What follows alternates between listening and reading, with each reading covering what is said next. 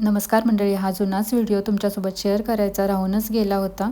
हा आहे माझ्या मिस्टरांच्या बड्डेचा व्हिडिओ. इथे दर्शितने त्यांनी बनवलेलं छानपैकी ग्रीटिंग दिलेलं आहे. तर त्यांचं घरीच केक कटिंग करून आम्ही त्याच्यासाठी बाहेर सरप्राईज प्लॅन केला होता. तर दर्शितनं त्यांना सांगितलं होतं की आपण एका इन्व्हिटेशन आहे त्या ठिकाणी जायचं आहे.